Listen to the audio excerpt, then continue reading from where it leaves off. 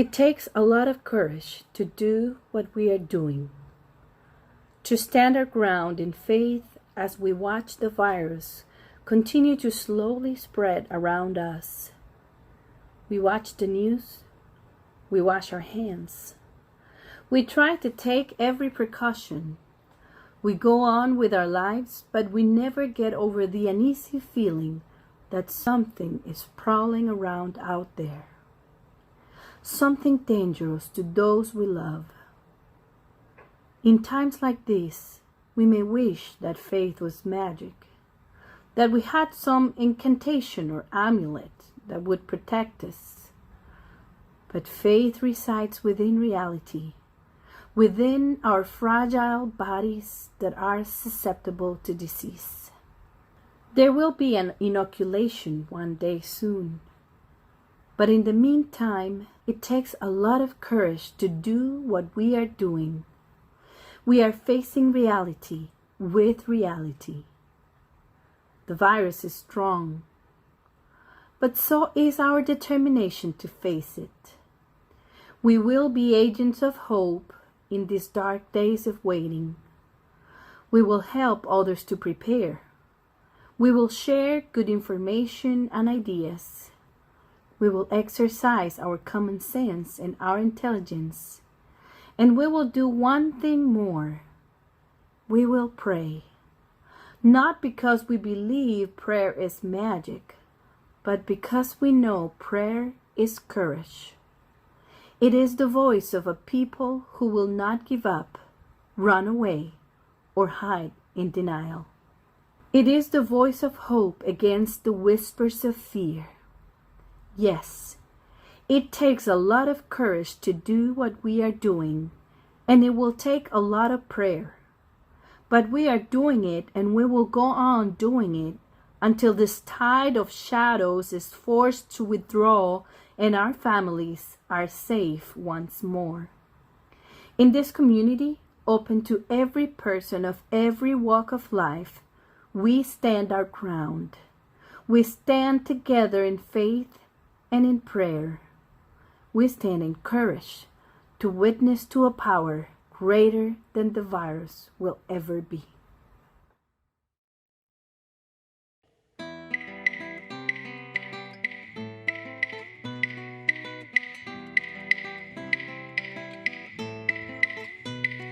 She sits like a bird, crooning on the waters, hovering on the chaos of the world's first day. She sighs and she sings, fathering creation, waiting to give birth to all the world will say.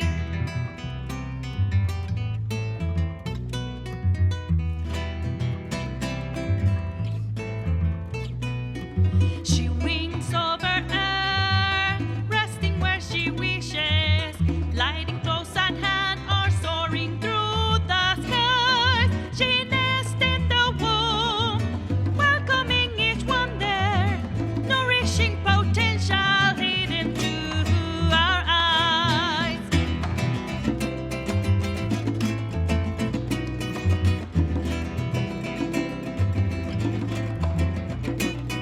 She dances in fire, startling her spectators, waking tons of ecstasy where darkness reigns. She wins and inspires all whose hearts are open, nor can she be captured, silenced, or restrained.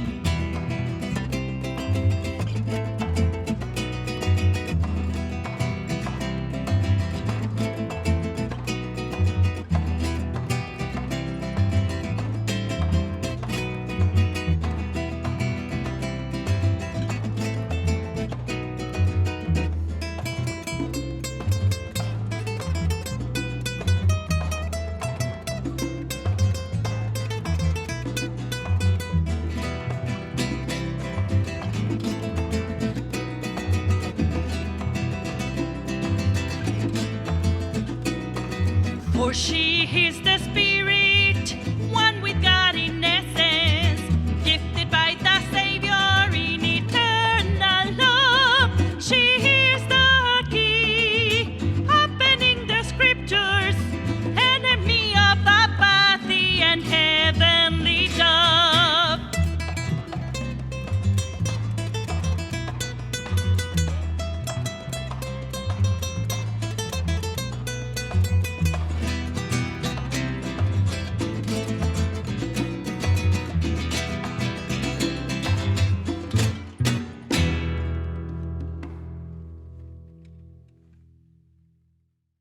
Welcome, everybody, to Worship with Bravery. Once again, we are meeting here in our cyberspace to talk about worship with bravery or brave worship. My name is Judy Rodriguez, and I am Director of Latin American Music at Christ Church Cathedral, Indianapolis. And with the diocese, we put together this 4 episodes of Worship with Bravery with special guests that are talking to us about what it does it mean to worship with bravery and how that can help us to be the beloved community that God has dreamed that we can be. And today I am so happy and so proud to introduce Father Eduardo Chinchilla. He is with us from the province of Ayarca, which is the Central American region Anglican province. And Father Eduardo Chinchilla, he's a great friend. When I went to Costa Rica as a self-deported person for a year and a half, he was my priest, and we became very close. And I just have great pride in having him here today with us. Father Eduardo Chinchilla is not only the priest in charge at Ascensión, Iglesia de la Ascensión in Desamparados in San Jose, Costa Rica. He is also the dean of the Anglican Center for Superior Theological Studies, CAETS, for the province of Ayarca. He's also professor of hymnology, homiletics, and pastoral care. He's also professor in the Anglican Seminary in El Salvador, and he was named by Presiding Bishop Michael Curry as the president for the Commission on Theological Education for Latin America and the Caribbean. Bienvenido, Padre Eduardo. Estamos muy contentos de que estés con nosotros. Muchas gracias, Yuri. Es un gusto poder compartir este momento de diálogo, de edificación, de crecimiento espiritual. Gracias, Padre. Entonces, nuestra conversación de hoy es más que todo para que hagamos un compartir de ciertas preguntas que nos hemos estado haciendo con respecto a la cualidad del valor, del coraje en el contexto de la adoración y de nuestra vida en comunidad y en iglesia. Entonces yo quería preguntarte, pensando en esta palabra valor o coraje, ¿podrías pensar en algún momento en tu servicio al ministerio en el que no hayas tenido otra opción más que ser muy valiente? Bueno, yo quiero para iniciar anotar algo muy especial que viene a mi mente ahorita acerca de la valentía. Cuando crecí en la iglesia, el pasaje de Josué 1:9, mira que te mando, que te esfuerces, seas valiente, no temas ni desmayes, porque yo, el Señor, estaré contigo por donde quiera que tú vayas.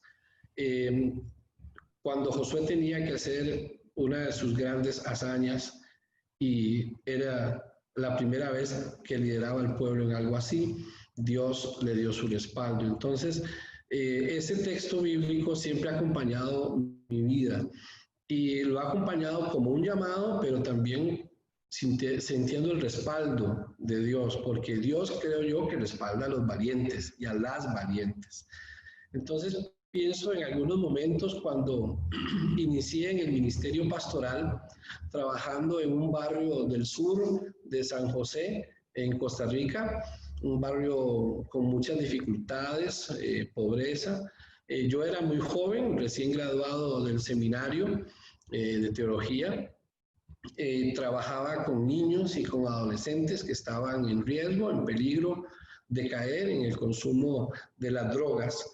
Y entonces yo veía esa situación y me preocupaba tanto, me llenaba tanto de dolor, que tomé la decisión de ir a buscar a los que distribuían la droga para hablarles del mal que estaban causando en el barrio. Y yo fui con mi cuello clerical y fue una noche, yo creo que recuerdo que era una noche lluviosa, y yo les dije cómo esos pequeños y esos jóvenes adolescentes podrían ver sus vidas truncadas si los tomaban como un mercado para el consumo de las drogas. Muchos padres y madres de los chicos tenían miedo de enfrentar a esas personas. Pero como yo siempre trato de hacer antes de llevar adelante algo, oré, y esa oración me dio coraje y fui a buscarlos para hablarles. Gracias a Dios, el resultado fue que ellos no insistieron más en eso, en tenerlos como un mercado para la droga, y yo luego pude establecer una relación con ellos, me gané el respeto y creo que se alcanzó el objetivo. También pienso en los momentos en que como pastor tuve que llegar a intervenir en situaciones de violencia familiar, con cuadros de violencia sumamente extremos, para salvaguardar la vida de las mujeres indefensas que estaban en manos de maridos alcohólicos y sus hijos también. Y entonces eso fue en el momento, pero también había el después. Había que acompañar a las agredidas, niños y mujeres, y también a los agresores, porque estaba en medio de una situación de familia y había que luchar también contra los juicios de la misma congregación que señalaban a las mujeres como propiciadoras de la violencia, y eso no se podía permitir. Entonces ahí había que tener mucha valentía y mucho coraje, ¿no? También recuerdo una experiencia muy curiosa, y hablando como músico, persona que siempre ha vivido la música, en el canto y en la interpretación de la guitarra, que un día sucedió en mi vida hace ya como 15 años. Y creo que fue la situación que como músico tuve que enfrentar más angustiosa. Yo trabajé como secretario regional para Mesoamérica en el Consejo Latinoamericano de Iglesias. Esto fue 15 años, dije, ¿verdad? Entonces, a mí me invitaban, como yo tenía que viajar a los países, me invitaban a predicar en las iglesias de los países en que iba. Y eran iglesias protestantes, luteranos, presbiterianos, metodistas, había iglesias evangélicas, pentecostales, bíblicas, de mucha... Era un crisol muy grande, ¿no? Con el que me tocaba trabajar, en esfuerzo ecuménico. Entonces, en una ocasión, en una visita que tenía que hacer a la ciudad de Panamá, unos hermanos de la iglesia, una congregación metodista en Panamá, me invitaron a ir a una zona, la zona de Volcán, un lugar muy lindo, con muchas montañas, cerca de Chiriquí. Era como al sur de Panamá. Y ellos tenían una campaña evangelística y me habían invitado como su predicador en ese viernes, sábado y domingo, 3 noches. Y entonces la primera noche, que era viernes, antes de iniciar el servicio, me dijeron que los músicos de adoración y alabanza no iban a llegar ese día. Y entonces, como sabían que yo cantaba y tocaba la guitarra, entonces que si yo me animaba, digo yo, bueno, yo me animo, yo dirijo a la iglesia en la alabanza y en la adoración, que siempre y me dijeron, son como unos 40 minutos de cantos y bueno, una experiencia interesante. Y entonces me dijeron, pero yo no llevaba ningún instrumento, porque como yo no iba como músico, yo llevaba las predicaciones listas y todo lo que necesitaba como predicador. Y entonces me dijeron, aquí tenemos una guitarrita. Y entonces tenía una guitarra vieja, bien viejita, un poco descuidada. Puede ser viejita, pero si está cuidada suena bonito. Pero estaba bien descuidada la guitarrita y bien desafinada. Se veía que hace mucho tiempo no la tocaba. Y las cuerdas estaban no muy bien. Pero bueno, yo dije, bueno, Señor, voy a orar, acepto el reto, y bueno, pude afinar la guitarra, más o menos, un poco para que salieran bien los acordes, y dirigí la alabanza y la adoración. Entonces, en un momento en que quizás pues era uno de los momentos de más emotividad en el canto, fue un tiempo muy bonito. Se me empezaron a romper las cuerdas y soltaba una cuerda y yo decía, ay Señor, ¿qué está pasando, verdad? Y luego soltó una segunda cuerda y así la guitarra se rompieron 3 cuerdas de la guitarra. Entonces yo recuerdo que yo sudé Yo he sudado en interpretaciones, pero esta vez sudé mucho más de lo que debía, creo.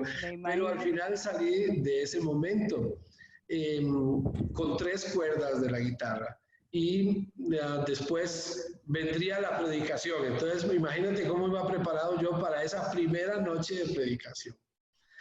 Al finalizar el servicio, las personas se acercaron y me decían que mientras yo tocaba la guitarra, que entre tanto yo tocaba la guitarra y dirigía el canto, ellos pudieron sentir una presencia de Dios como hacía mucho no la habían sentido. Yo aún no había salido del susto cuando terminó el servicio. Y entonces yo les decía, bueno, será por obra de Dios nada más, que salió muy bien. Pero tuve que tomar coraje y salir adelante. También como pastor he tenido que sacar coraje cuando me he sentido solo en el ministerio. La gente piensa que porque el pastor o la pastora, sacerdote, la sacerdote, están siempre acompañados, no sienten la soledad. Pero el ministerio pastoral tiene momentos muy difíciles, en donde uno trata de poder tener las respuestas a muchas cosas y porque la iglesia te las demanda. Pero hay mucha soledad en el ministerio pastoral, aunque estés con tu familia, ¿verdad? Es algo que se vive de manera personal. Entonces, bueno, tocó doblar rodillas y orar. Y llorar. Y hacer muchas preguntas a Dios. Y también para eso hay que sacar coraje y ser valiente para cuestionarle a Dios cosas que están sucediendo.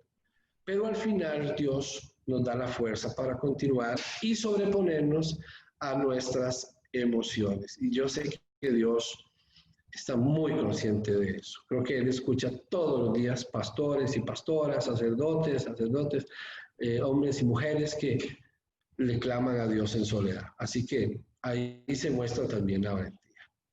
Amén, amén. Sí. Definitivamente, yo pienso que el padre Eduardo Chinchilla, como pastor, es un gran valiente, pero que además nos inspira a los que hemos sido sus feligreses, o los que somos sus feligreses, a ser valientes también.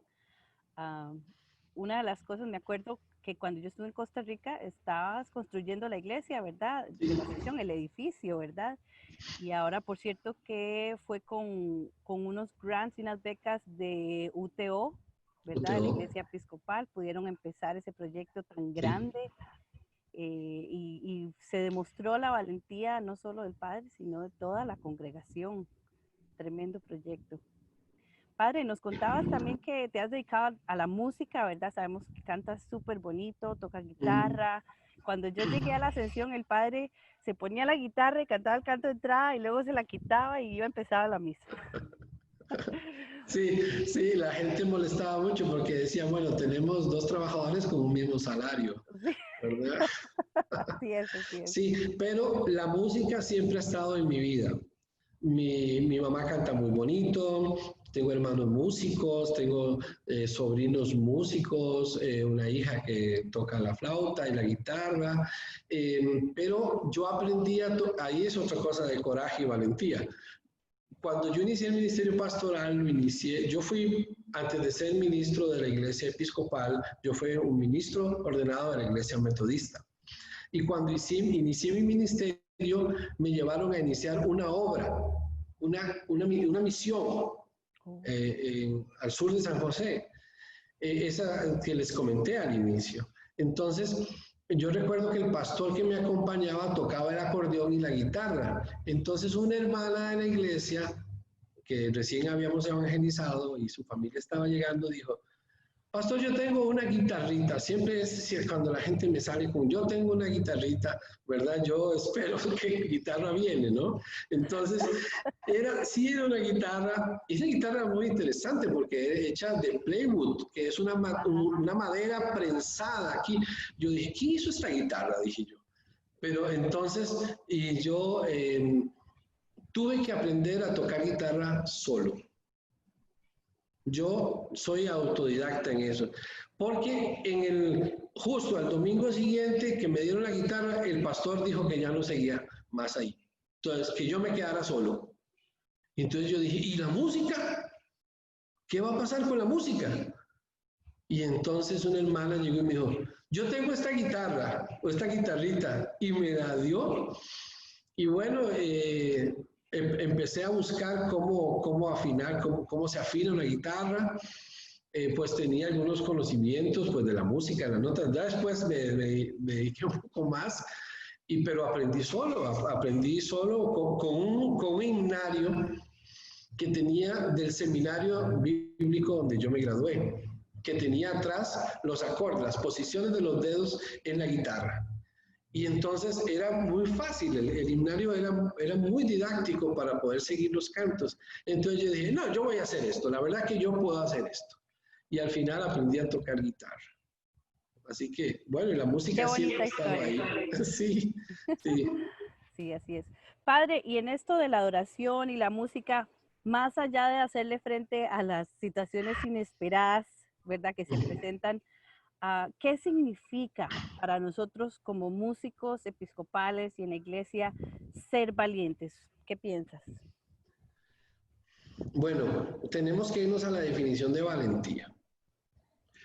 Un valiente o una valiente es alguien que actúa con valor pero no solo con valor, sino con determinación en situaciones arriesgadas o difíciles. La cotidianidad puede también traernos situaciones como esa, no solamente las inesperadas.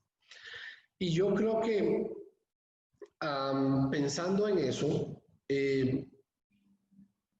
uno de los momentos en que los músicos tienen que ser valientes, también la valentía tiene que saber, tiene relación con estar empoderado, ¿ya? Estar empoderado en lo que tú haces, ¿verdad? En lo que tú eres. Tiene que ver mucho con autoestima también, con que tú estás claro lo que hay en ti y que no depende de nadie más, que Dios te lo ha dado. Y recientemente acabamos de celebrar Pentecostés y el texto de Hechos que se lee en Hechos 2 es tremendo porque nos habla de cómo la gente se empoderó y el mismo Pedro cómo se transformó porque el Espíritu Santo lo bautizó. Entonces, esa presencia del Espíritu Santo debemos ser muy conscientes de ella. Entonces, una de las cosas que vivimos, en los cuales debemos ser valientes, son las tensiones que acompañan el ministerio, pero sobre todo cuando se desarrolla un espíritu de renovación en la liturgia. Porque la renovación requiere cambios a los paradigmas que ya están establecidos en la mente de la gente, de nuestra jerarquía, de nuestros líderes pastorales. Y muchas veces podemos cerrarnos a esos cambios, pero también cuando nos abrimos a esos cambios, nosotros debemos de ser valientes. La música está incluida en eso. La iglesia necesita una renovación de la liturgia y muchas veces los mismos músicos ofrecen resistencia porque tal vez ya han entrado en una zona de confort y es muy fácil seguir haciendo lo que siempre hemos hecho. Pero ¿qué tal si hacemos algo diferente? Si los tiempos nos están diciendo que las cosas deben renovarse y cambiarse. Entonces, a eso debemos sumarle las críticas que pueden venir de fuera, a cómo ven la renovación de la liturgia, de la música, y confiar que se está haciendo parte de un movimiento de cambio. Y Martín Lutero decía algo muy bonito, decía, iglesia reformada, siempre reformándose. Y ese es un principio de la iglesia que ha querido siempre responder a los tiempos con momentos diferentes, palabras diferentes, acciones diferentes. Ahora, yo creo que también el trabajo de los músicos en nuestras iglesias se ha invisibilizado mucho. Yo no me refiero al momento de la ejecución de la música. La gente siempre, cuando los músicos se entregan, como se entregan, siempre una de las cosas que la gente comenta es que dice, qué linda que estuvo la música en la iglesia. Y la gente se acerca a los que interpretan la música, o dice, ese himno me ayudó en esto, etcétera, etcétera. Pero lo que yo me refiero es que esa ejecución de la música, de la alabanza, la adoración, los himnos en la liturgia, es solo como la punta del iceberg, porque debajo de todo eso hay todo un trabajo realmente muy de entrega, que la feligresía no es consciente muchas veces. Hay horas de ensayo, montajes semana tras semana, y de eso no se habla. Hay inversión de tiempo, hay limitados recursos también con los cuales tenemos que aprender a salir adelante con eso. Cuando se nos dice no hay dinero para esto, ¿verdad? Solo contamos con este poco. Hay que tomar tiempo para estudiar la música, para conocerla, para hacer los ensambles, los arreglos, para tantas cosas. Y eso, la gente a veces cree que es solamente llegar, sentarse y tocar, pero no es así. No es así. Y debemos enfrentar eso, eso no nos debe desmotivar. La palabra dice, y todo lo que hagan, háganlo como para Dios. Entonces un valiente, una valiente músico, liturgo de la iglesia, hace las cosas valientemente para Dios, porque Dios sí ve esas horas de entrega y esas horas de ensayo. Ser músico valiente también significa tomar riesgos y dar lo mejor de cada uno para alcanzar siempre lo mejor en nuestro ministerio. El tiempo actual, con la pandemia del coronavirus, puede desalentar mucho a los músicos. ¿Por qué? Porque las iglesias están cerradas. Y entonces no hay la oportunidad de ofrecer ese servicio al Señor a través de la música. Y entonces nos ha llevado a todos, lógicamente, pienso en un replanteamiento de la liturgia. Los sacerdotes hemos tenido que replantear muchas cosas, dialogar mucho con nuestros obispos, con nuestros equipos de liturgia, sobre cómo poder alcanzar una genuina experiencia de acompañamiento de la fe espiritual a través del servicio litúrgico. Entonces, creo que lo importante es seguir siendo fieles a nuestro llamado principal, que es como músicos llevar a la iglesia a la adoración. Es muy preocupante si pensamos que necesitamos caer en el entretenimiento para poder saldar esta necesidad. La gente ahora no necesita entretenimiento. La gente que por sus condiciones tiene la posibilidad de quedarse en su casa haciendo el teletrabajo o, bueno, las situaciones lo llevan ahí porque han sido también las decisiones de las autoridades, el distanciamiento, todo esto. La gente tiene mucho entretenimiento a su alrededor. Hay muchas posibilidades de entretenimiento. Entonces la liturgia no puede ser un entretenimiento más. Tiene que ser la vivencia de una experiencia de adoración. Y creo entonces también que los músicos y las músicas deben educar a la iglesia. A veces ese rol no se ha desarrollado bien. Deben enseñar a la gente, bueno, ¿por qué tú estás adorando a Dios? ¿Por qué estamos llevándote y guiándote en adoración para alabar a Dios? Y es que esa es la razón de ser de quienes dirigen la música en la iglesia. Y creo que debemos ser valientes y arriesgados en este tiempo del coronavirus, ¿verdad? Definitivamente. Y me encanta que hables de ese reto que se nos presentó con el coronavirus. Este programa que estamos haciendo hoy tuvo que ser adaptado porque al principio nosotros pensamos en hacer la adoración con valentía, hacer unos talleres, ¿verdad? Invitar a todos los músicos de la diócesis y a todos los sacerdotes y contarles sobre la música en español y el misterio latino y la música que representa a los latinos, ¿verdad? Dentro de la iglesia. Esa era nuestra idea, ¿verdad? Era una experiencia muy, muy personal y claro que no pudimos llevarla a cabo, ¿verdad? Entonces tuvimos que pensar, replantearnos cómo vamos a hablar de la adoración y de la valentía dentro de la adoración y dentro de la iglesia. Y de repente, la semana pasada, pasa lo que pasa aquí en Estados Unidos, ¿verdad? Se da la muerte de este señor George Floyd, que nos tiene a todos grandemente impactados, ¿verdad? Especialmente a las personas que queremos responder a esto desde el punto de vista de comunidad de fe, ¿verdad?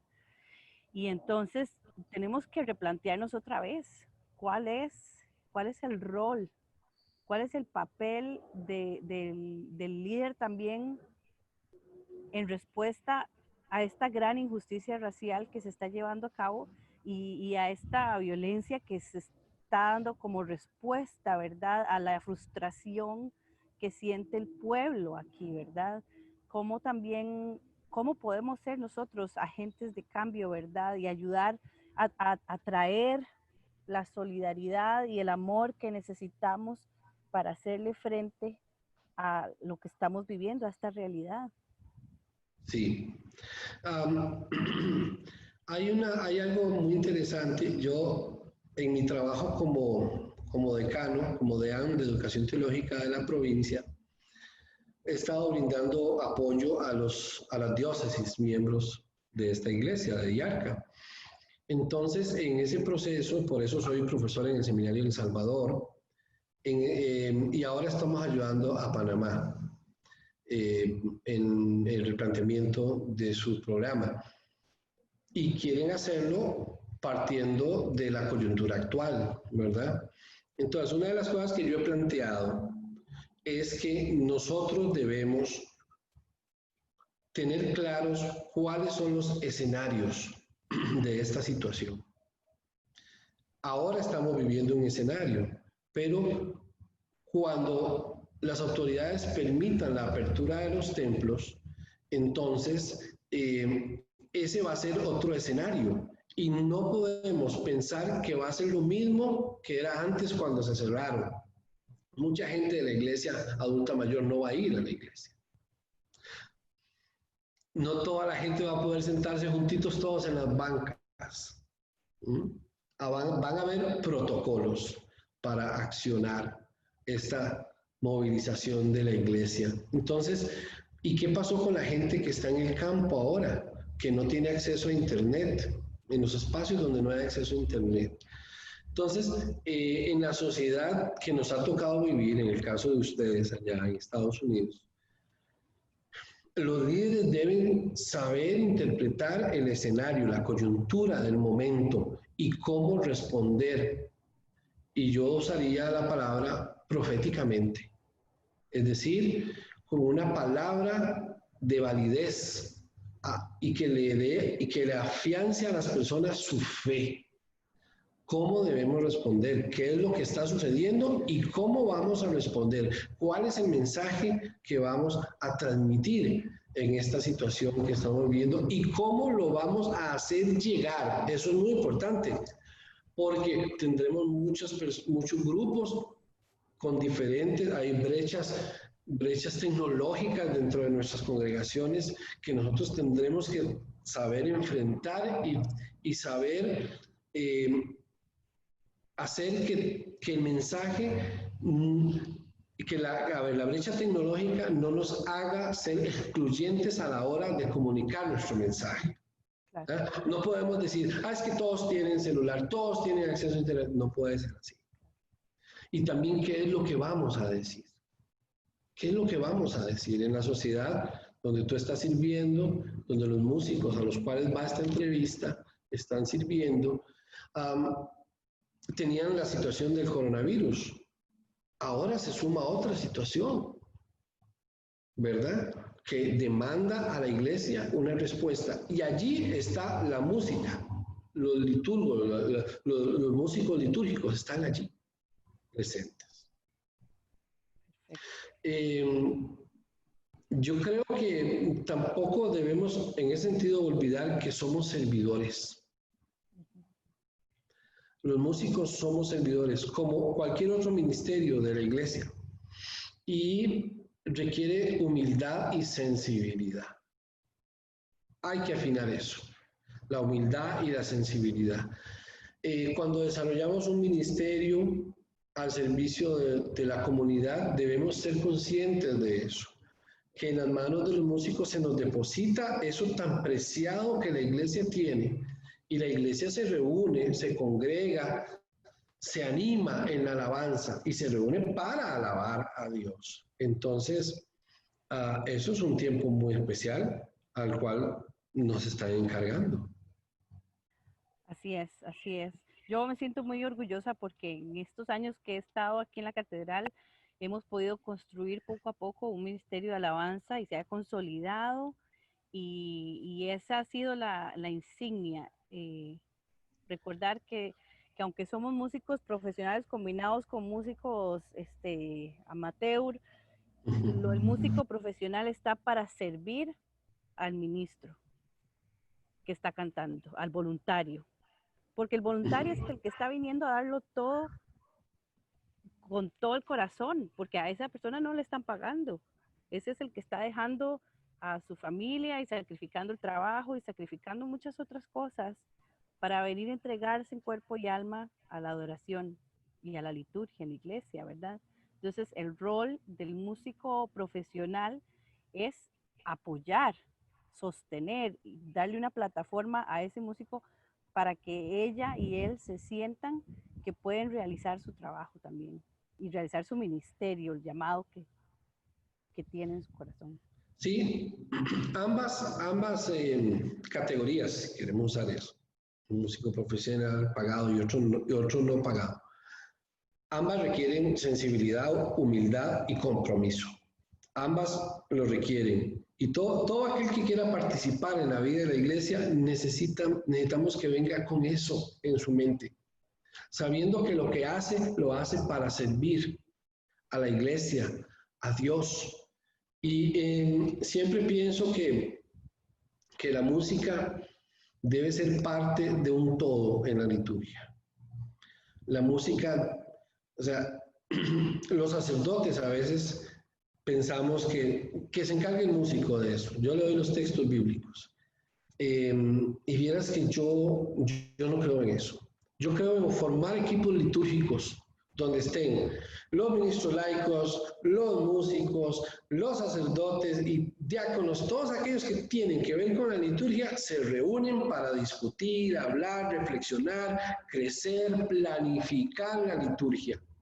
Porque es un alimento espiritual que la iglesia recibe en la liturgia. Entonces nosotros tenemos que ofrecer algo integral. Algo integral. Entonces, los cantos tienen que reafirmar las lecturas, el mensaje tiene que reafirmar la visión de la iglesia, la palabra de Dios, y tiene que haber una conexión de todo, las oraciones, inclusive el que hace las oraciones, yo les he dicho, no lean las oraciones, oren las oraciones, oren, de tal punto que alguien en la iglesia diga, no, yo cierro mi libro, aunque lo tengo, cierro el libro y voy a orar, y voy a oír, ¿verdad? Y es el nivel de entrega y compromiso. Igual es con el músico. Los y las músicos deben sentir, deben vivir lo que están haciendo para Dios y para la comunidad. Es definitivamente un ministerio de entrega, de humildad, de sensibilidad. Así es, y yo creo que se requiere mucha valentía para uno poner esa entrega, esa sensibilidad y esa humildad. Para entregarse de esa manera hay que ser valiente porque es como entregarse uno vulnerable. Es un poco vulnerable la situación, ¿verdad? Porque tiene uno que despojarse de todos esos egos que se pone uno al frente, ¿verdad? Para esconder lo que uno tiene por dentro, ¿verdad? A veces. Bueno, hace un tiempo leí un artículo de alguien que decía que el verdadero líder demuestra que es vulnerable. La gente aprecia más a un líder cuando ese líder acepta que puede cometer errores y que tiene vacíos que tiene que llenar y cosas que mejorar. ¿Por qué? Porque nosotros no queremos superhombres y supermujeres al frente de la iglesia. Queremos personas de carne y hueso. La gente quiere que su pastor, su pastora, sus líderes sientan igual que él siente las cosas. Entonces, no importa, los líderes nos podemos equivocar y podemos enmendar nuestros errores, pero es importante no mostrarse con una careta de superhombre o supermujer. Eso no es original. Eso no habla de nuestra esencia misma. Jesús llamó a un grupo de personas sumamente vulnerables y que cometían errores. Lo vemos en Pedro, que en algunas veces es muy efusivo y dice cosas ciertísimas, y en otros momentos es la decepción total, ¿verdad? Pero ahora en Pentecostés, tremendo sermón y la conversión de las personas que están a su alrededor. Entonces, Pablo también decía, yo tengo algo en un aguijón ahí que está ahí, que tengo que resolver. Igual yo también hago tiendas y yo tengo que jugármela día a día. Cuando no tengo las ofrendas de ustedes, yo tengo que ir a salir a buscar mi comida. ¿Cómo sostenerme? O sea, el líder cristiano, tiene que saber demostrar su humanidad.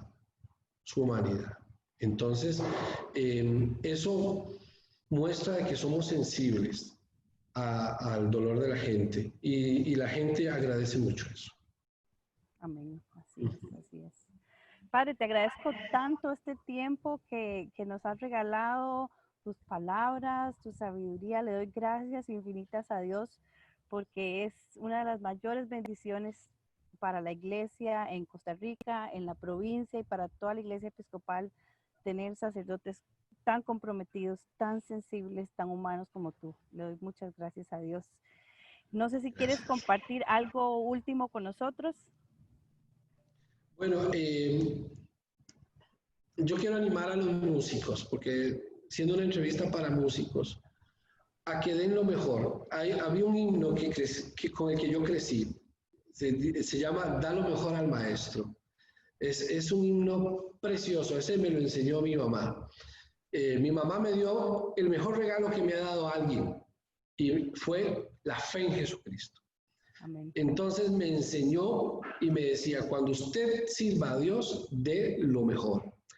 Entonces el himno dice, da lo mejor al maestro, tu juventud, tu vigor. Y bueno, tiene todas las estrofas. Es un himno tradicional de la iglesia, muy hermoso. Entonces, a estos músicos que nos están viendo, que están oyendo esta entrevista, den lo mejor siempre.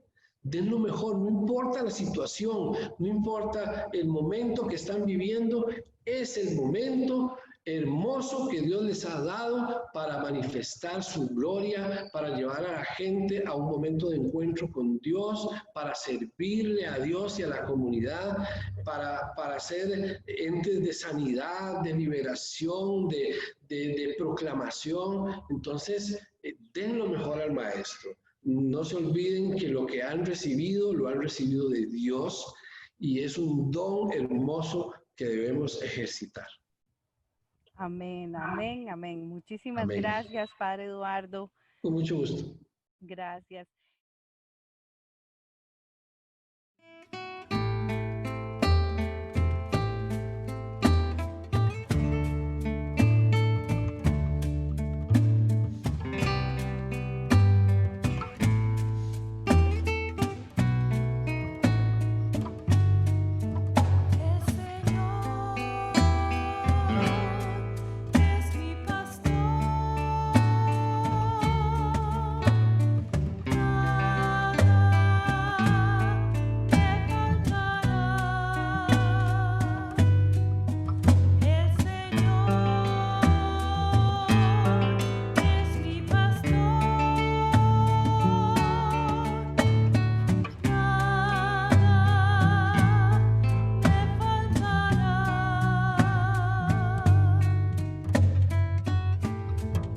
The Lord is my shepherd, I shall not be in want.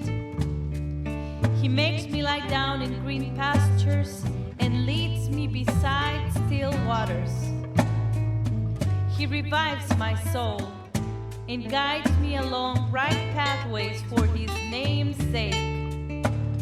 Though I walk through the valley of the shadow of death, I shall fear no evil, for you are with me. Your rod and your staff, they comfort me. You spread a table before me in the presence of those who trouble me. You have anointed my head with oil, and my cup is running over. Surely your goodness and mercy shall follow me all the days of my life, and I will dwell in the house of the Lord forever. El Señor es mi pastor, nada me faltará. El Señor es mi pastor, nada me faltará.